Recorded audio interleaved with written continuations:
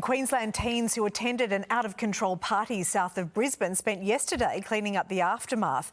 Police, who were called to the scene on Friday night, were forced to protect paramedics who were treating the injured attendees. Now, it's understood 400 youths gate-crashed the party, which was meant to be a joint Halloween and birthday bash with only 90 invited guests. And former Queensland police officer and criminologist Dr Terry Goldsworthy joins us now. Doctor, thank you for your time. This is extraordinary, 400 youths. Is this symptomatic of the state of play when it comes to youth crime in Queensland at the moment?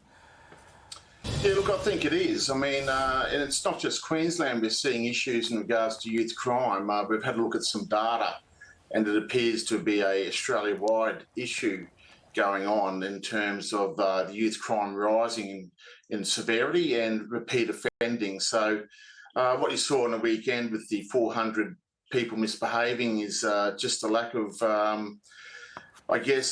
responsible behaviour. You know, our youth of today, or certain sections of it, simply don't want to be a normal contributor to our society in terms of the way they behave. So the fact that the paramedics had to be protected is just astounding.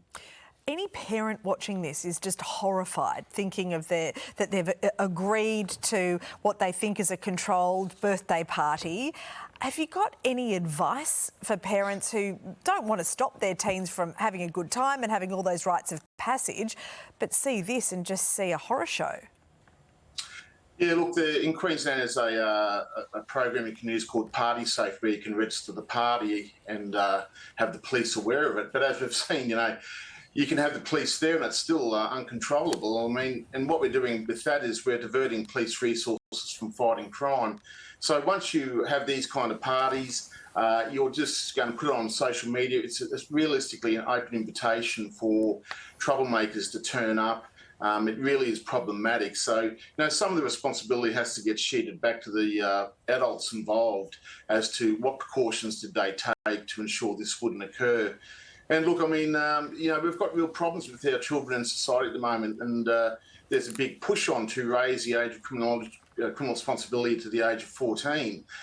So, you know, we run the risk of having a whole invisible cohort of criminals that will do what they want till they hit the age of 14, and then suddenly we're going to expect them to behave.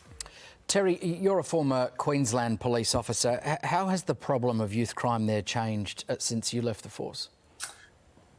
Yeah, well, look, the problem has risen over a number of years now. In Queensland, for instance, rules of law around youth offenders, so they've been weakened over progressive years. We saw a primacy in terms of rehabilitating the youth offender at the cost of protecting the community. So it's problematic. I mean, the community's come second for many years now in a number of jurisdictions.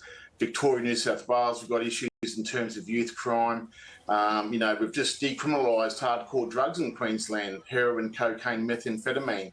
So that will only add to the problems we have with our youth now, where you can have 3 free goes and there's no criminal sanctions.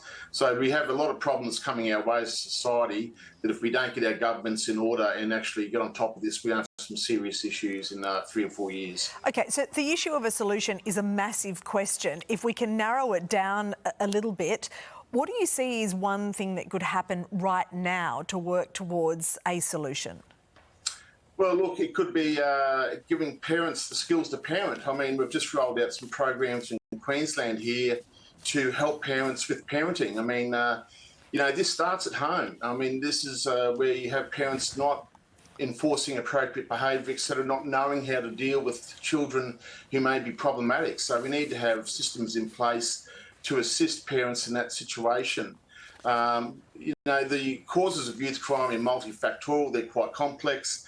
So whilst you have to protect the community on the first hand, the second part is you need to address those causations and those effects that are causing the criminal behaviour. And if you don't do that, you're just going to have a continual loop of offending where the person will never grow out of it, so to say. So you need to approach it from both ends. There are.